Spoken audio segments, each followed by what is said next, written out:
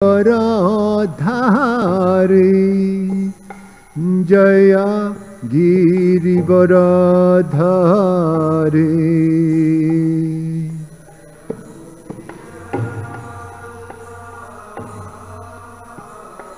Jai Girivardhari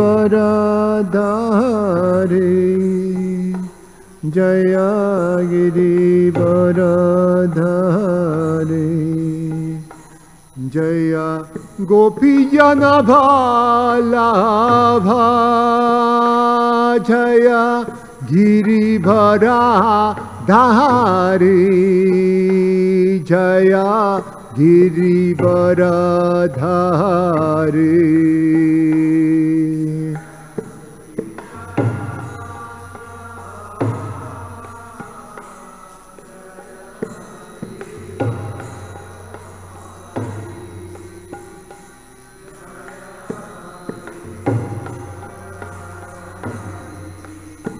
Jai Yashodanandan Jai ब्रजजनरंजन Jai ब्रजजनरंजन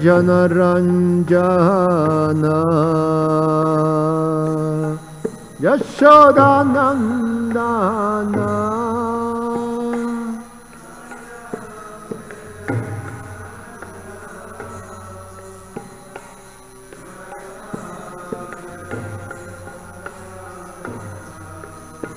Jai Yashodanandan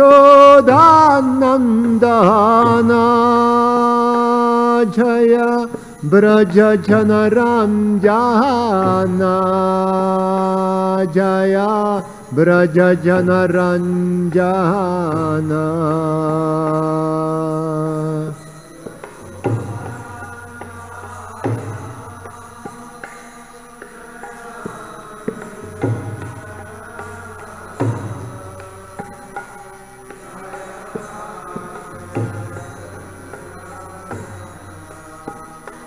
Jai जमुनतीरा बनचारी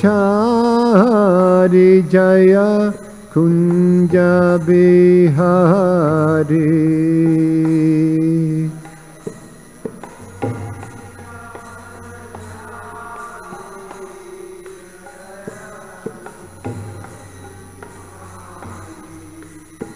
Jai जमुनतीरा बनचारी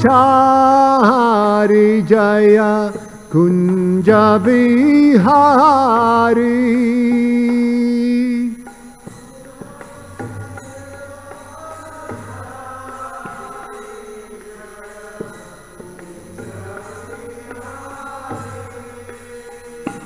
Jai Radha Madhav Jai Kunj Bihari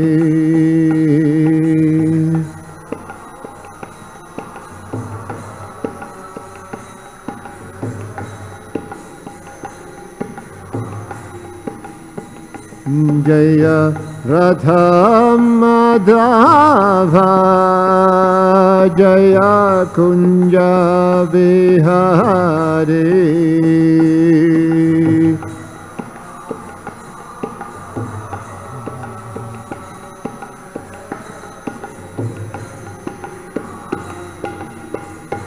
Hare Krishna Krishna Krishna Hare Hare Hare Ram Ram Ram Hare Hare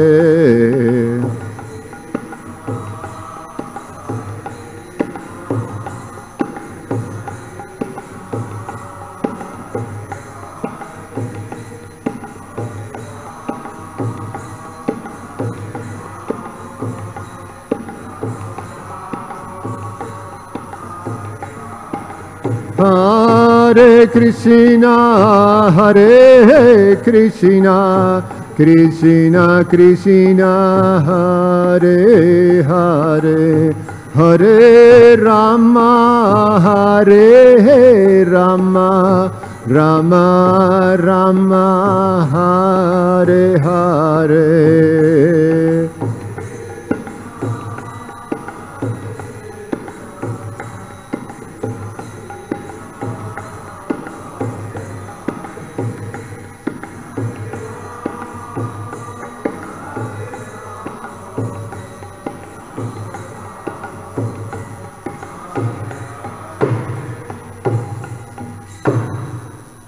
Jayam Vishnupad, Paramahansa Parivrajagacharya Ashtotara Shata Srimad, His Divine Grace A.C. Bhaktivedanta Swami, Srila Prabhupada Ki. Jayam Vishnupad, Paramahansa Parivrajagacharya Ashtotara Shata Srimad, His Divine Grace Bhaktisiddhanta Saraswati Goswami Maharaj Srila Prabhupada Ki. Ananta Koti Vaishnava Vrinda Ki. ISKCON Founder Acharya Srila Prabhupada Ki. Grantara Srimad Bhagavatam Ki, Nitai Gaura Premanandi. All glories to the assembled devotees. All glories to the assembled devotees. All glories to the assembled devotees. All glories to Shishi Guru and Shigoranga.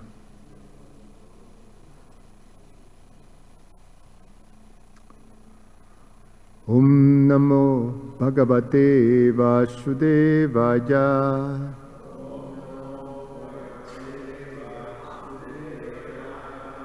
Om Namo Bhagavate Vasudevaya.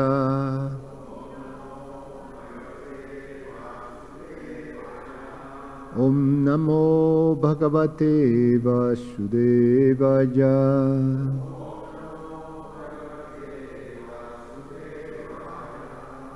We're reading from Srimad Bhagavatam, Canto 10, entitled The Summon Bonum, Chapter 7, entitled The Killing of the Demon Trinivarta, text number 20 and 21. So we have 20 in the board. We read together. Daityo namna trivartaha. Daityo namna trinivartaha. Kamsavritya pranodita. Chakravata swarupena. Jaharasinam arbakam. Daityo namna trinavarta. Kamsabritya pranodita. Chakravata swarupena. Jaharasinam arbakam. Daito namna trinavarta. Kamsabritya pranodita. Chakravata swarupena. Jaharasinam arbakam. Please chant.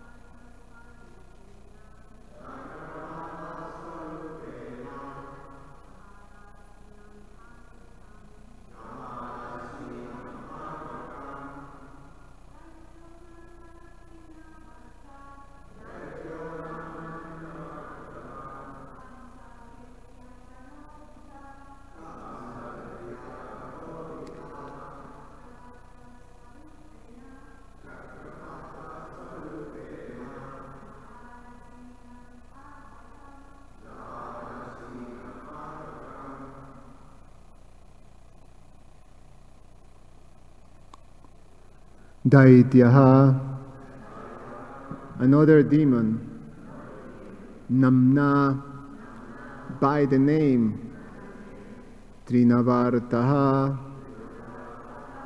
Trinavartashura, Kamsabrityaha, a servant of Kamsa, Pranoditaha, having been induced by him, induced, Chakravata Swarupena, in the form of a whirlwind, Jahara, swept away, Ashinam, the sitting, Arabhakam, child. Translation and purport by His Divine Grace A.C. Bhaktivedanta Swami Srila Prabhupada Ki Jai. While the child was sitting on the ground, the demon named Trinavarta, who was a servant of Kamsa's, came there as a whirlwind at Kamsa's instigation and very easily carried the child away into the air. Purport: Krishna's heaviness was unbearable for the child's mother, but when Trinivartashura came, he immediately carried the child away. This was another demonstration of Krishna's inconceivable energy. When Trinivarta demon came, Krishna became lighter than the grass, so the demon could carry him away. This was Ananda Chimaya Rasa, Krishna's blissful, transcendental pleasure. Text number 21. Gokulam sarvan abrishvam mushnam chakshum shire nubhi irajam sumahagora sabdena pradisho disha.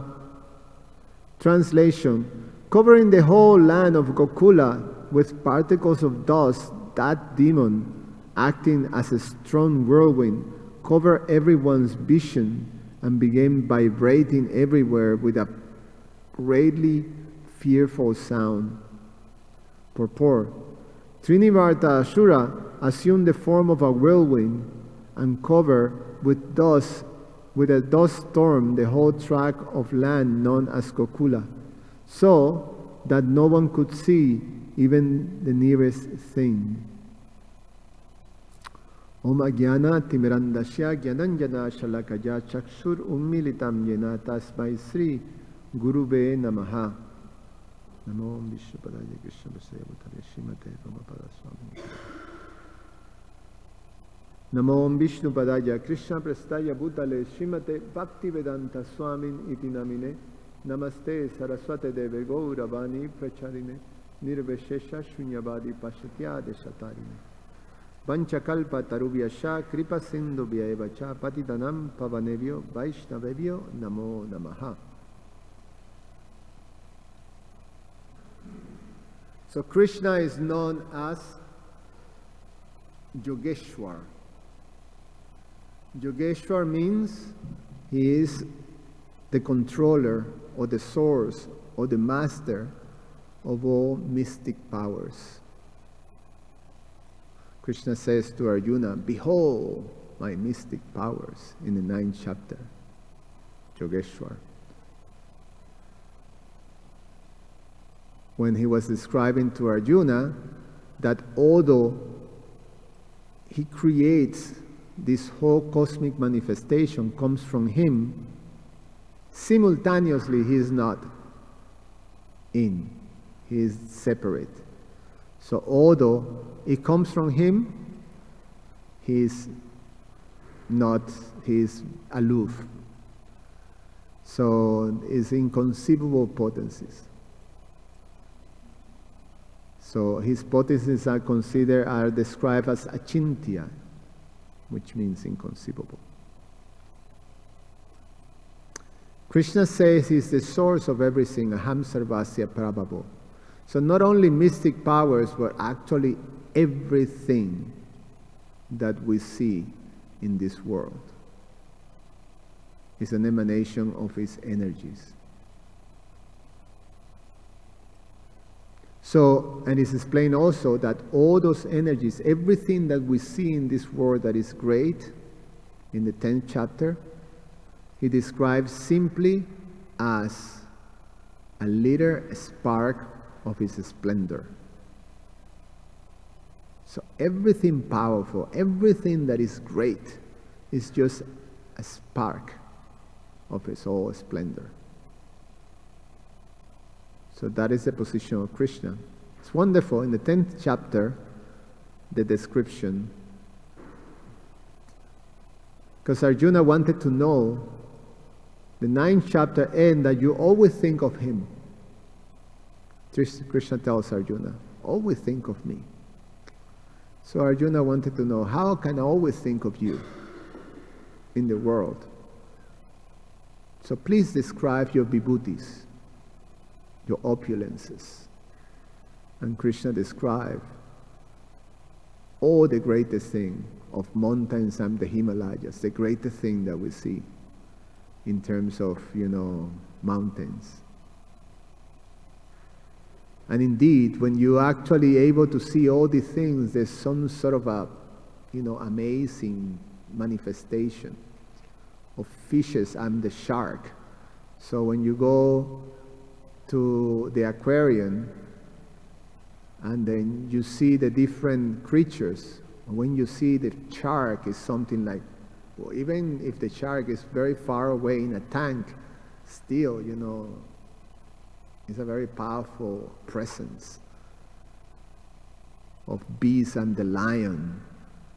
Indeed, when you see a lion, I visit South Africa because my wife's family is there, and you go to South Africa, you have to go and see the lions. So we went to a lion farm, and the lions are there, and you go in the car where the lions are. Of course, you have to close your windows because they look, they're looking at you as food, and you sense that, they're looking at you, and you but when you see it close, it's a very powerful being, it's a very powerful presence.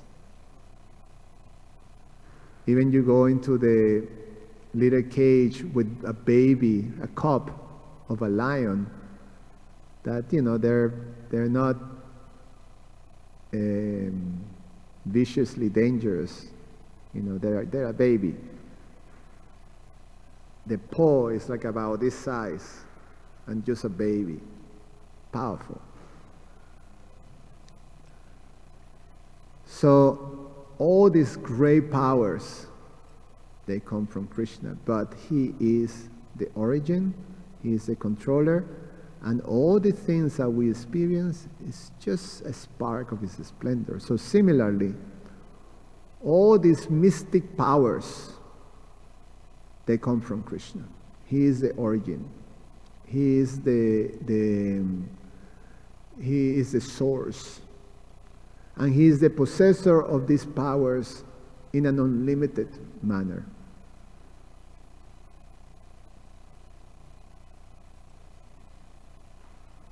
All yogis, they look to acquire these mystic siddhis, they call siddhis of powers. And in the scriptures, they're described as 8 of them that are principal mystic siddhis. That the word siddhi is translated as perfection or accomplishment. So in all religions, there is descriptions of personalities that displays these mystic siddhis. We hear the narrations in the Bible of Jesus Christ walking on water. So it's a display of mystic siddhis. It's a supernatural power.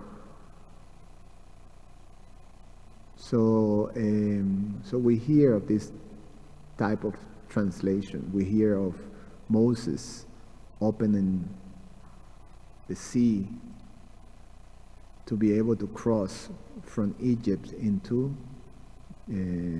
Israel.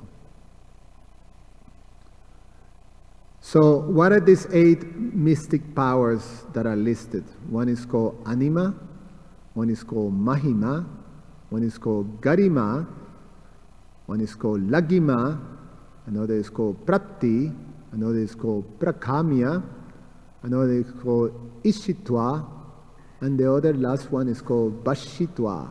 So what are these? Anima is the ability to reduce yourself as even the size of an atom, so smallest than the smallest. So when one displays this mystic power, then you can escape any situation that is there. Example. An example of a great mystic, possessor of all these mystic cities was Hanuman. So when Hanuman entered into Lanka, he reduced himself as a very, very tiny. So he was able to go undetected.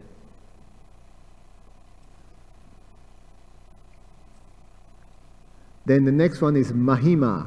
Mahima is that you can assume a gigantic form, becoming largest than the largest. We have the example also of Hanuman assuming this gigantic form in order to burn Lanka.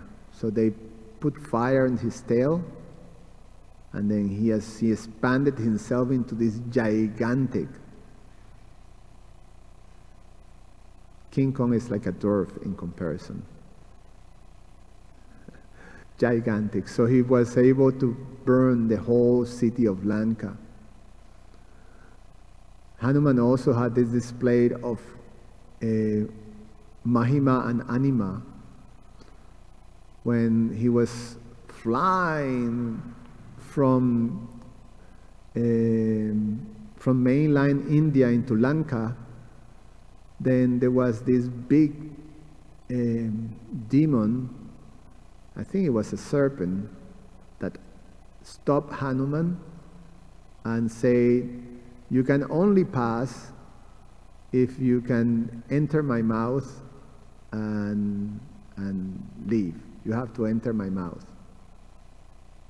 So basically, the demon was going to eat Hanuman. So Hanuman started, okay, no problem. So the demon opened the mouth, and then Hanuman became bigger than the mouth, and then the demon opened the mouth bigger.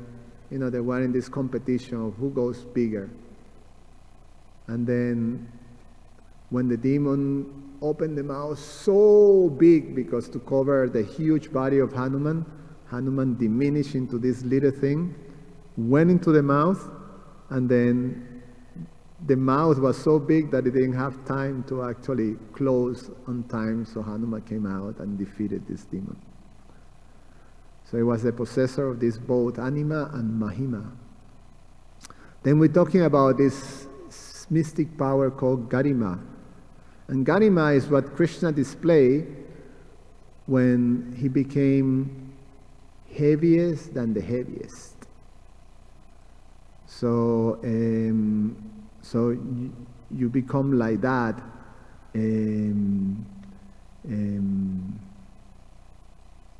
Also, Hanuman displays that when he was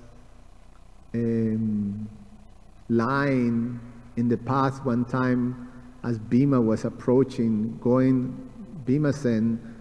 There was this story in the Mahabharata that when they were in exile, they were in the foothill of this very beautiful, by the Himalayas, and it happens to be a hill that was the residence of Kubera, I think. No. Some of these mystic personalities. What is it? I can't remember which ones of these personalities, heavenly personalities. So anyway, the situation is that there was this smell of beautiful flowers, and then Draupadi wanted the flowers, and Bhima went, I get it for you. And then, powerful Bhima was marching, charging into the hills, and it's described he was so powerful that even the elephant and all the animals was running out of his path, because as he called trampling everything, knocking trees and boom, boom, boom, boom. And all of a sudden, in his path, there is this old monkey lying down, and his tail was blocking the road.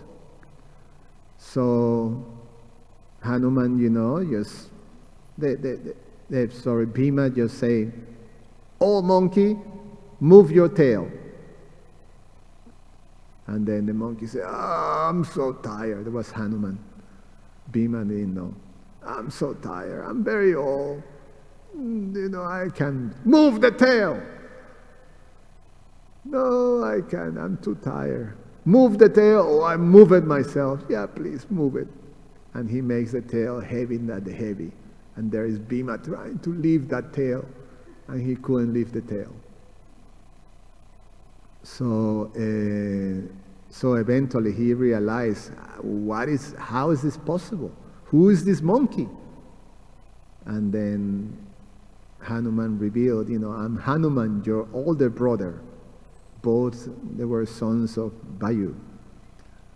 So, and then at that time, Hanuman gave the benediction to Bhima, that whatever his cries for war is, he will also add his war cries. So it was a combination of Bhima and Hanuman. And he also promised, give the benediction, that he will assist them in the war. So he will enter, he will be present in Arjuna's chariot in the form of a banner. So that's Garima. Lagima is when you make yourself lighter than the lightest. So then levitation, being able to walk in water, that's the display of this mystic city. And that's what Krishna, he goes from heavy, from Garima to Lagima. It is explained. So Mother Yasoda experienced Krishna displaying Garima city, and then as Trinivartasura comes, he manifests this Lagima city, and then Trinivarta takes him like anything. But as we're going to hear in the narration, then when they're in the air, high in the sky, he started to manifest again his Garima city. And then there is that demon, with this heavy child, heaviest than the heaviest, trying to fly in the air with this big weight. And obviously he couldn't, and Krishna grabbed his neck, choking, and he went crashing into the floor. When you go to Gokula, there is a place in Gokula that you see the form squash in the floor of Trinivartasura. There's like I won't say a deity, but like a murti of Trinivarta. And it's all splashed into the floor.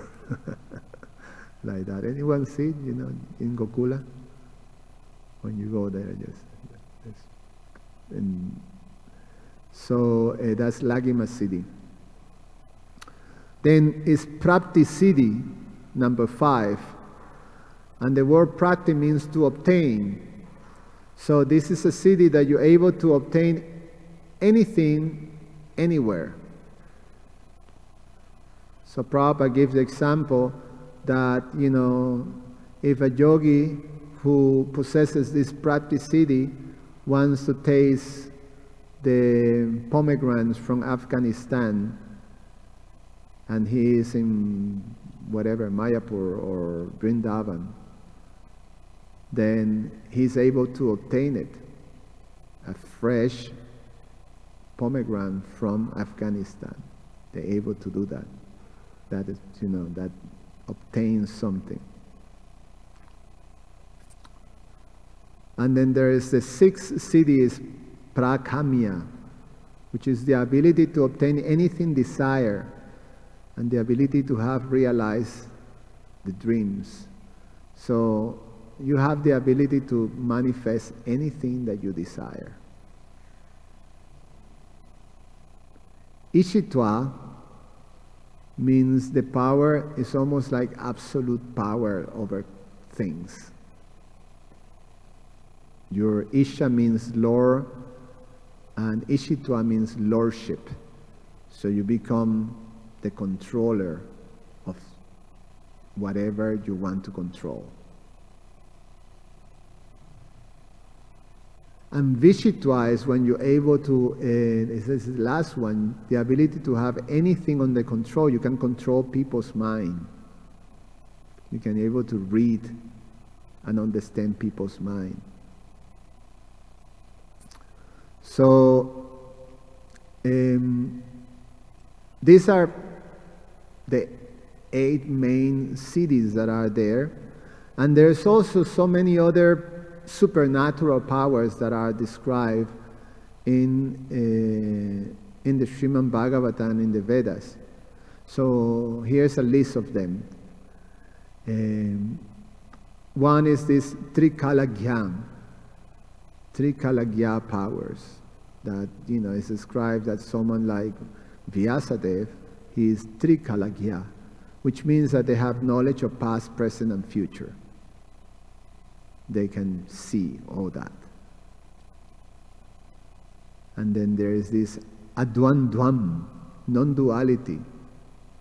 So not being subject to dualities of heat, cold, pain, pleasure, sweat, bitter, good, bad, like that, or sweet and bitter.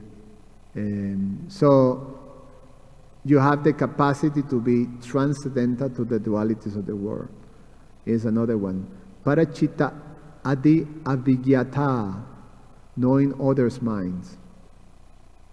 Another one. Agni arka ambu visha adinam pratishtaba, having fire, sun, water, poison in control and stopping their effects. Lord Shiva being able to drink an ocean of poison and not being affected by. Aparajaya, becoming unconquerable. And Nurmi Matwam, being undisturbed by hunger, thirst, and other body-generated cravings. Dura Shravana, hearing things, events happening very far. Dura Darshana, seeing things, events happening very far. So an example of that was Sanjay, right? So Sanjay was able to see from Hastinapur the battlefield of Kurukshetra, being able to narrate. He also was hearing. So he was able to say what Krishna was telling to Arjuna. Manajava, manojitva, manojivitva. Moving physical body whenever one wants. Kama rupam, obtaining and assuming desired form. So we know that also these demons were great mystics too, and they can assume different forms. We hear about Putana transforming herself into this most beautiful woman. We hear also of Shuparnaka doing the same thing to try to entice Lord Ram. But they have very hideous forms. We hear also, well, so many of these demons, that assume these forms. Well, here, Srinivarta is assuming the form of a whirlwind. Parakaya praveshanam, Vikranabhav, entering another person's body. Spirits are believed to enter a person's physical body whose astral body is weak, but the power mentioned here is different and superior. So this is not like ghostly like ghosts, but this is actually able to enter into someone and is a much more controlled thing. It's a mystic power. Swachanda Mrityu, to die only on one's wish. And who's the most famous? Bhishma Pitaha. Devanam Saha Krida Anudarshanam, witnessing the pastimes of demigods, or witnesses the events of three worlds as pastimes, like God does. So, to being able to enter into the realms of the demigods, or it's like another dimension.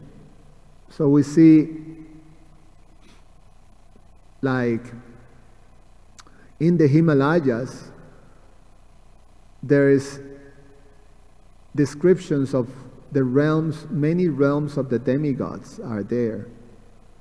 There is the realm of where Lord Shiva lives. There's the realms. So many descriptions are there by the Himalayas. And when you go there, what do you see? You see a mountain with a lot of snow, huge. But you don't see like there's a kingdom or something, or there's a realm, heavenly realm.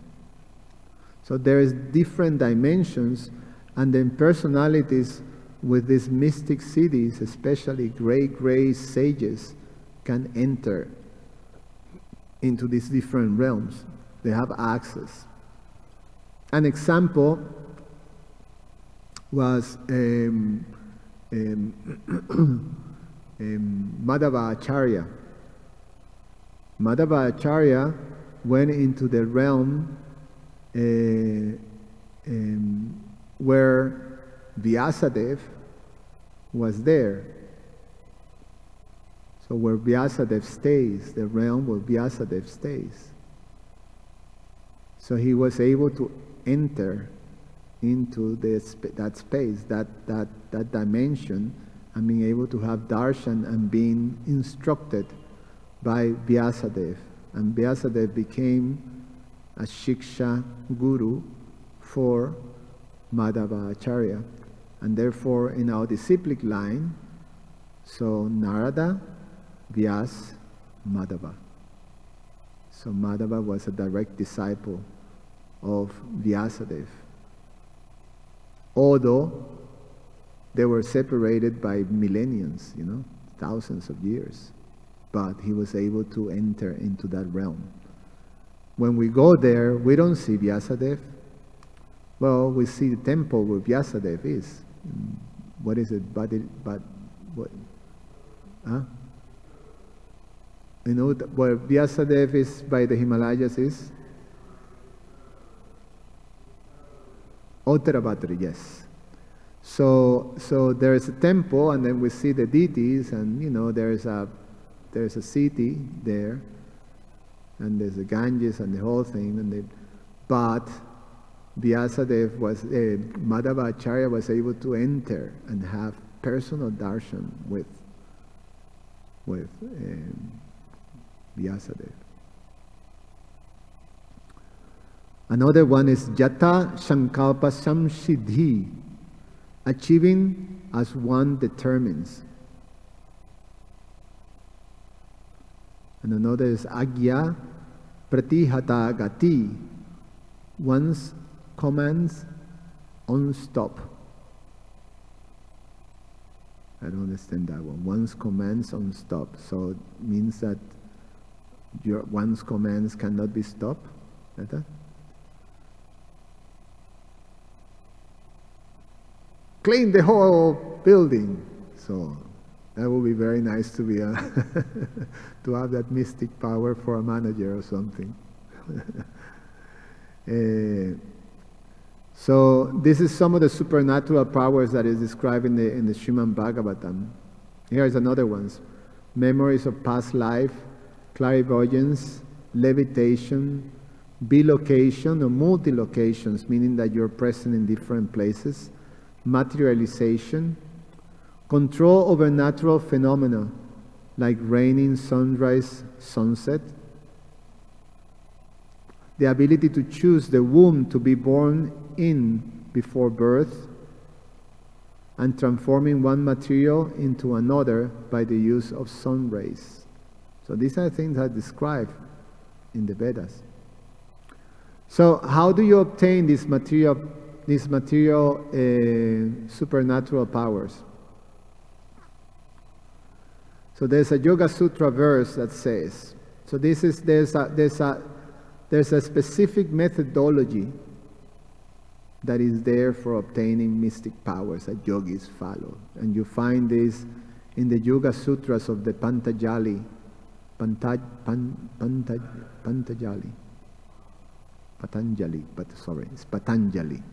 Patanjali.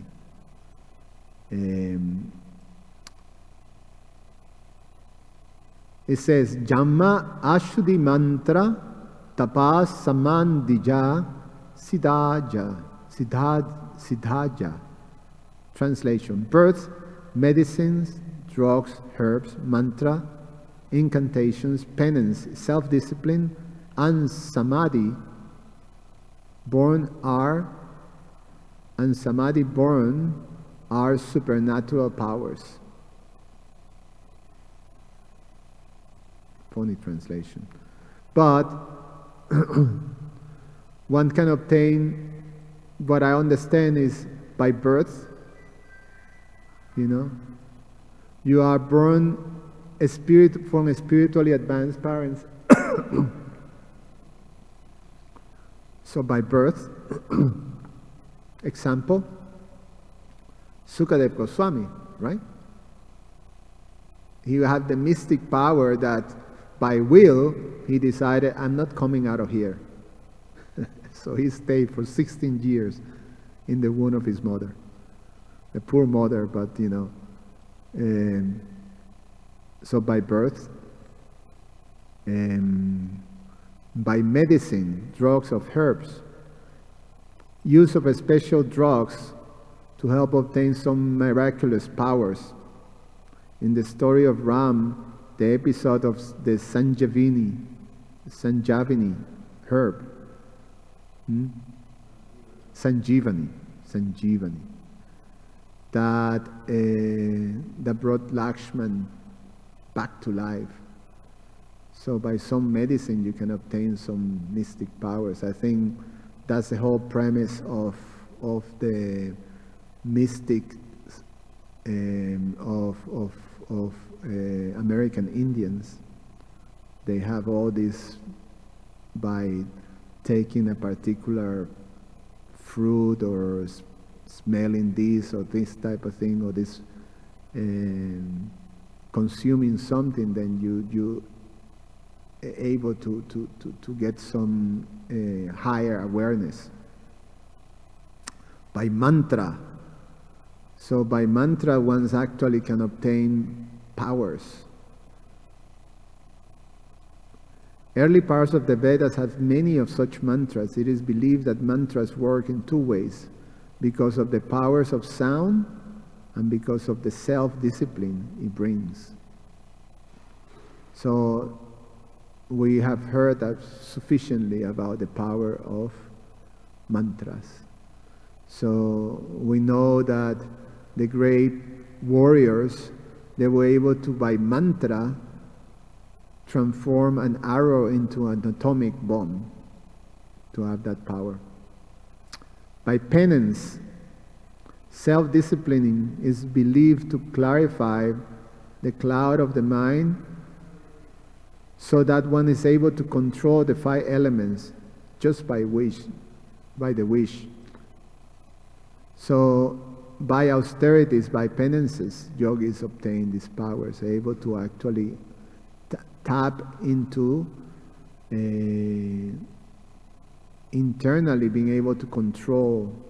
You start by controlling the elements of your bodies, the airs and all the different elements, and then that becomes externalized. And by samadhi, when one achieves oneness with consciousness, this is sort of had a little bit of an impersonal thing. Or samadhi. With samadhi, when one obtains the perfection of a spiritual perfection, samadhi, then automatically you see, for those who are devotees, who have obtained the perfection of devotional service, they can manifest all these mystic yogas. So we see so many examples of great devotees being able to display all these different great potencies and supernatural powers. There are so many narrations of that. So it's 8:23. I got, always a very interesting subject matter. Any comments or questions?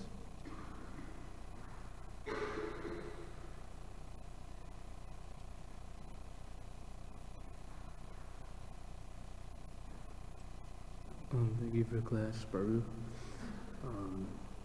I was going to say, based on the yoga cities, does it also say in the Shastra, in the scriptures, how Bhakti Yoga actually surpasses like all of the yoga cities? That the potency of Bhakti Yoga, does it say this in scripture, that it actually surpasses all of the mystic yoga cities? Yeah, for the devotee, they're not interested, because the yoga cities is just a simple higher capacity of manipulating the material elements, matter. So when a devotee obtains the lotus feet of the Lord, then all those things are like, what is this? It's nothing. It's like Dhruva Maharaj's realization. He was aspiring for this bunch of broken pieces of glasses, and when he received this most valuable jewel, it's like, what is the use of all these broken pieces of glasses?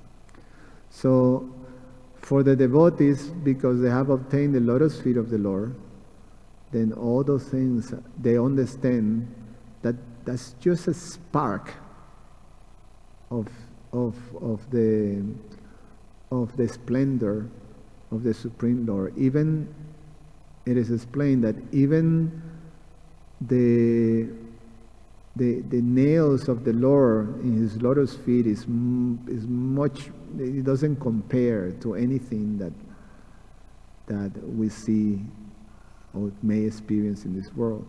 So the devotee is not interested, because it's automatically because the devotee have obtained the lotus feet of the Lord.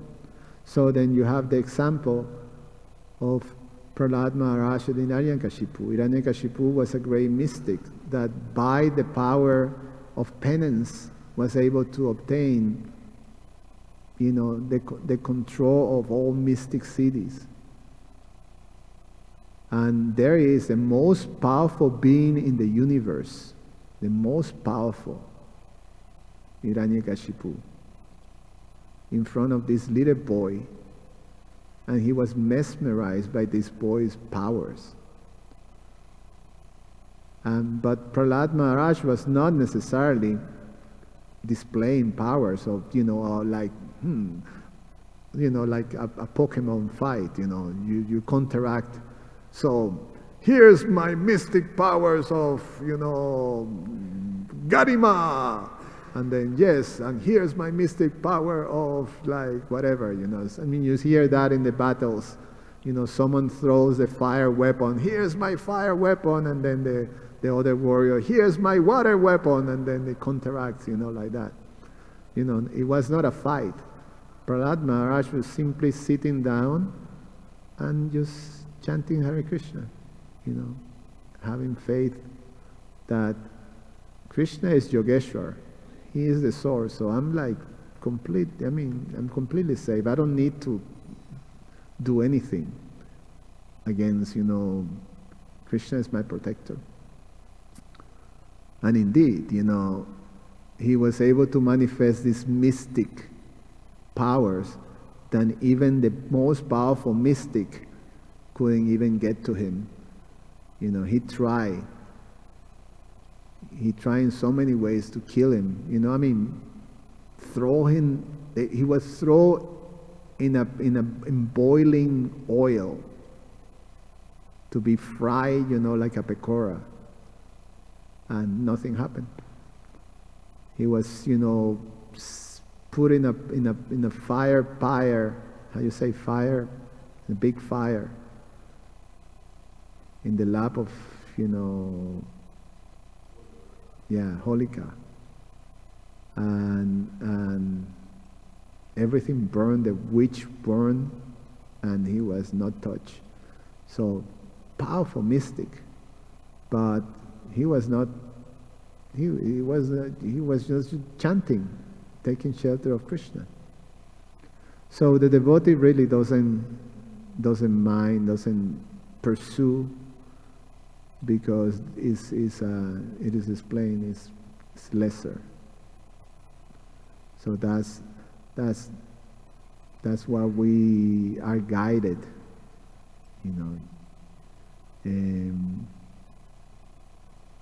to take shelter of the lotus feet of the Lord, and then you're fully protected. Any other thing? Thank you. Jai Baladev.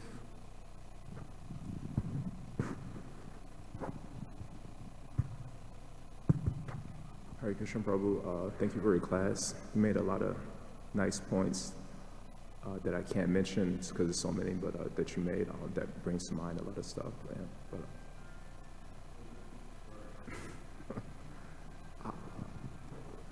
Phone mystic. You were mentioning that last comment actually brought to mind. You were mentioning Hiranyakashipu. He was the greatest mystic in the universe. And we see in the scriptures basically that there are basically two types of personalities, a mystic and an optimistic. Hiranyakashipu was a mystic and Prahlad was an optimistic. So we see that a mystic has the power to defeat their enemies on the outside, and an optimistic has the power to defeat their enemies on the inside. So we see that Hiranyakashipu, even though he obtained mystic powers, how long can you maintain them if you're not an optimist, if you're not devoted to Krishna? So Martin Luther King, he said a nice quote. He says, "We have guided missiles and misguided men." He also said, we've learned to fly the air like birds.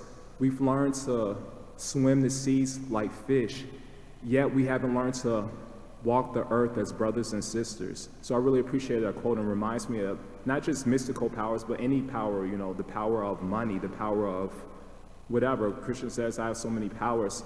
So on one last comment I'd like to mention, maybe you could expand on that. You were mentioning that Hiranyakashipu gained these powers by performing austerities. And the funny part about that pastime is we see that Hiranyakashipu performed so many difficult austerities. He stood on his tippy toes for like thousands of years. He was the original ballet dancer, I guess. He was buried in the ground, eaten by ants. So many difficult austerities. But there was one austerity that he couldn't perform, which by comparison was the most easiest to perform. He couldn't perform the austerity of tolerating someone who disagreed with him. Prahlad just disagree with them, and he couldn't tolerate that. He could perform so many difficult austerities. So in our life, we have so many austerities to perform, like chanting the holy name. We have holy name festivals, chanting 32 rounds, chanting 64 rounds. Haridas Thakur chanted 192 rounds, 300,000 names of the Lord every day. And if we had to do that, that's considered austerity. But still, if we had the festival of tolerating others, the festival of forgiving others, you know, nobody would sign up for that, because we see that in the material world all the time. So what are some steps we can move forward to do the real austerity? Because in the Chaitanya Charitamrita it says, what's that verse? Bahu Jama Kade Yadi Shravanam Kirtan, Tabutana Paya Krishna Pade Premandan. Even if you chant the holy name for thousands of births, if you don't perform the austerity of humility, then you won't get the love of Godhead. And in that purport, Prabhupada quotes Chaitanya Mahaprabhu. This verse is from the Adi Leela chapter 8, verse 16. And in that purport, Prabhupada says that one must strictly follow Lord Chaitanya's prescription of performing a real austerity of being more humble than a blade of grass, more tolerant than a tree, and offering all respect to others without expecting respect in return. So what are some steps we can move forward to develop, you know, the real austerity? Because when somebody says be humble, you don't think, oh, that's easy. What we can see is not so easy. Perform austerity of forgiving, or giving up your grudges, but we can see that so many relationships, you know, we say, oh, that's easy. So what are some steps we could do to develop that austerity instead of being so attached to the holy name festival, this festival, but not attached to, you know, developing some humility and forgiveness and some tolerance? Yeah, the biggest austerity is to be with others and to have to deal with differences. So when you're by yourself and you have everything controlled, and when you're in your world, you know, everything's controlled. And in general, if you surround yourself with people like-minded, then things are pretty smooth. But the world is not like that. The world is full of variegateness. So there are differences. There are people that see things different, feel things different. And it is the most difficult thing that we have, as you said, is that we have to face is being with others that have different ways of seeing things and being able to work together. So therefore, the last instruction of Srila Prabhupada was the last instruction that he gave us, in which he said that you show your love. You show your love to him by cooperating together, by working in cooperations with each other.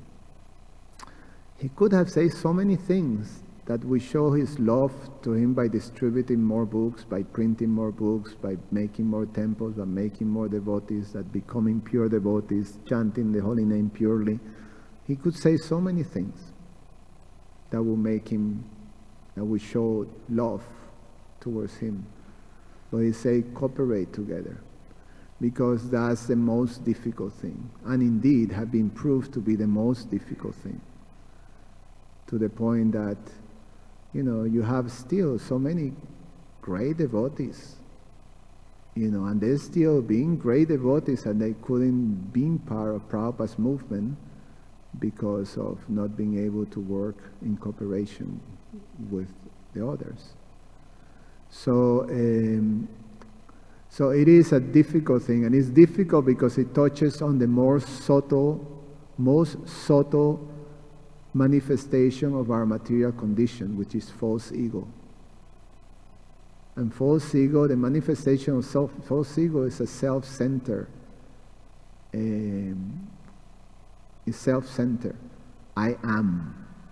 It's about I am and this is mine. Aham mameti. It's the whole premise is self-centered. It's selfish.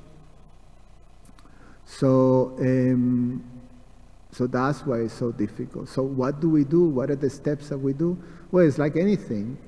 Like say, if you want to obtain something, you go to some penance. Penance means, okay, I want to obtain this. I know the methodology to do that is by sacrifice. I have to pay the price.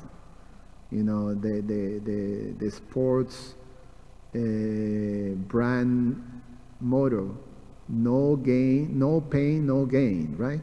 Saying Nike is the one one of those says that. No gain, no pain, no gain. So meaning you want to be a great athlete, you have to pay the price. You have to go through pain. You have to actually train and train and train.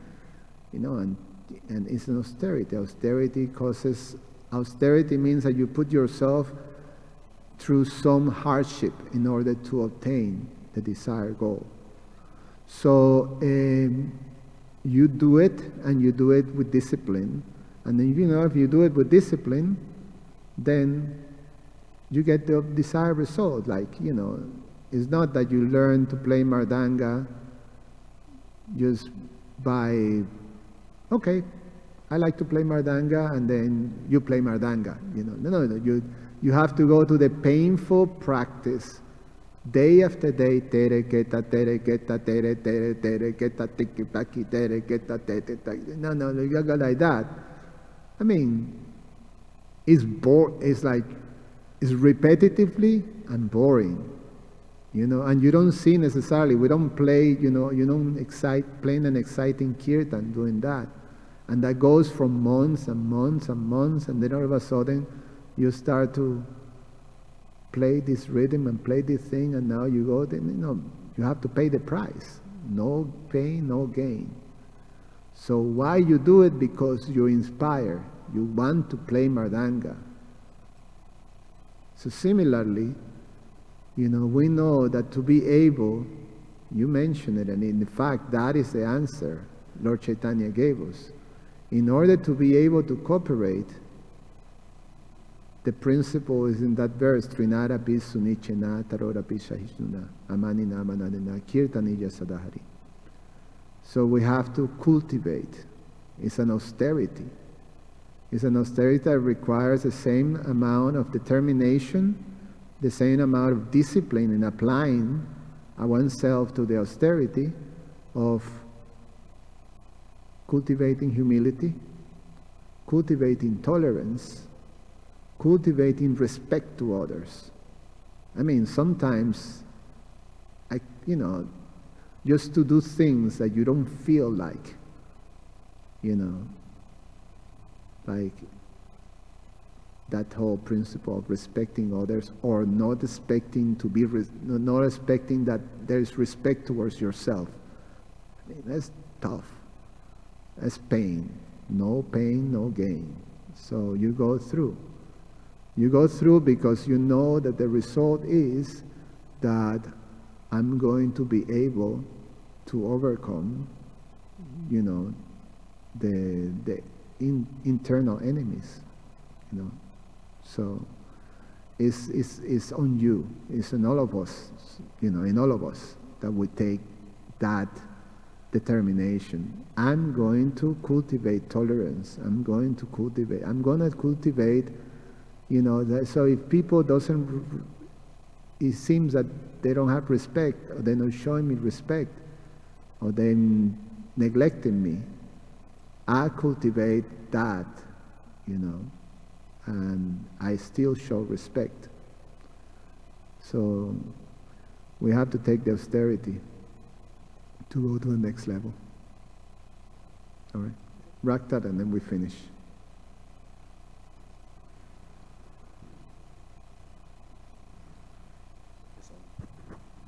Hare Krishna. My father used to tell me, nothing for nothing leads to nothing. Right. That's all I wanted to say. There was a song like that, no? There was a song, nothing for nothing is nothing. You gotta have something if you wanna be.